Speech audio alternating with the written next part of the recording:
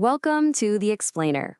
Today, we're diving into something you're seeing more and more across Canada, the Reconciliation Action Plan, or RAP for short.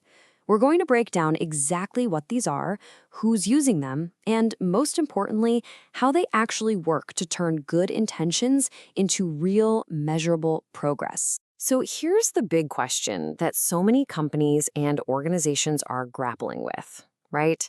There are a lot of promises out there, a lot of goodwill, but let's be honest, good intentions alone don't build bridges or create change. How do you actually get from saying you support reconciliation to doing something meaningful about it? And the answer, for many, is a reconciliation action plan.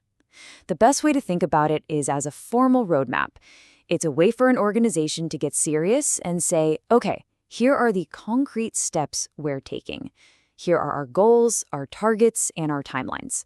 It's all about structure and intention. All right, so let's get into the heart of it. The entire point of a RAP is to move past just putting out a supportive statement and hoping for the best. A RAP is the framework that translates that good intent into actual actionable commitments. And this isn't happening in a vacuum. These plans are directly guided by the Truth and Reconciliation Commission's calls to action, specifically Call to Action number 92. That's the one that urges the corporate world to adopt the United Nations Declaration on the Rights of Indigenous Peoples, or UNDRP, as a real framework for getting things done. So that's the theory behind it. But what does a RAP actually look like when a company puts one into practice? Let's take a look at how different industries are making this happen right now. Let's start with a big one, the financial sector. I mean, you can't really talk about economic reconciliation without talking about the major banks. And frankly, they've been developing some of the most detailed RAPs out there. Now, this is really interesting. You can see here how different organizations tackle this. On one side, you have RBC, with a plan built around 5 pathways, things like economy, people, and environment. Then you have Scotiabank, which uses categories like employment and community engagement. They look different, but the crucial thing they have in common, they were both built through extensive consultation.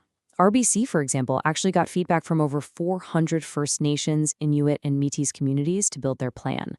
That's huge. And make no mistake, this is not just a banking thing. It's a truly cross-sector movement. We're seeing these action plans pop up everywhere, in tech, in transportation, in professional services, you name it. Take TELUS, for example. They were the first Canadian tech company to launch a public RAP, and this really shows you the power of setting measurable goals. Just in 2023, they connected 120 more Indigenous lands to broadband. They put $2 million toward Indigenous-led social programs. And they're even thinking ahead, committing to embedding Indigenous perspectives into their AI and data ethics. Now those are tangible results. And the list just keeps growing. You've got PwC Canada with its own 6-pillar plan. CN Rail has an Indigenous RAP focused on things like cultural awareness. And then you have Deloitte, which is really focused on accountability.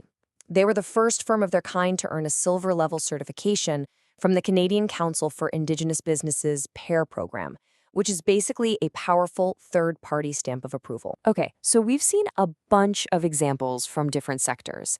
So what's the common thread here?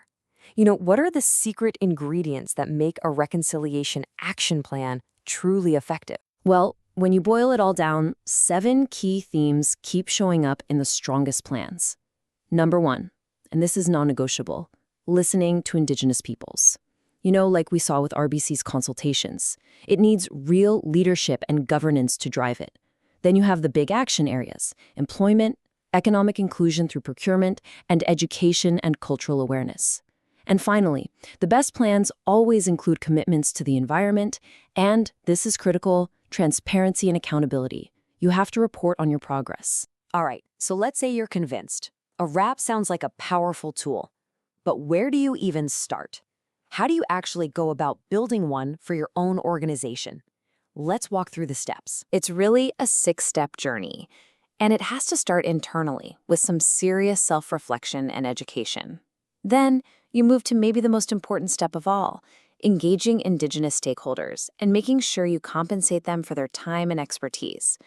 From there, you co-create your goals, set up your systems for accountability, and then you get to work, implementing the plan and measuring how you're doing. And the final step is key. You have to report on your progress and update the plan. It's not a dusty binder on a shelf. It has to be a living, breathing commitment. So let's just zoom out for a second and bring this all home. With all this work, all this planning and reporting, why does it actually matter? What's the bigger picture here? It matters because, at their very core, these plans are a direct, tangible response to the Truth and Reconciliation Commission. They are how the business community can take the high-level principles of the TRC and UNDP and turn them into real, on-the-ground corporate action. This is how companies move from being spectators to being active participants in the hard work of reconciliation. And you know what? Beyond the clear moral imperative, there is an incredibly strong business case for this. Just look at the contrast. Research from Moody's shows that without meaningful engagement with Indigenous communities, you're looking at project delays, cost overruns, and serious reputational damage. But with early collaboration, you get better outcomes, you create shared prosperity, and you build much stronger, more resilient partnerships. It's a no-brainer. I think this quote from RBC's CEO really just says it all. This isn't about charity work. Indigenous economic reconciliation isn't just a good thing for Indigenous peoples, it's absolutely essential for a prosperous, thriving Canada for every single one of us. And really, that brings us to the final question, the one for you to think about. We've talked about the what, the why, and the how of reconciliation action plans. So now the question is, what role will your organization play in this journey of turning promises into real, lasting progress? Thanks for joining us on The Explainer.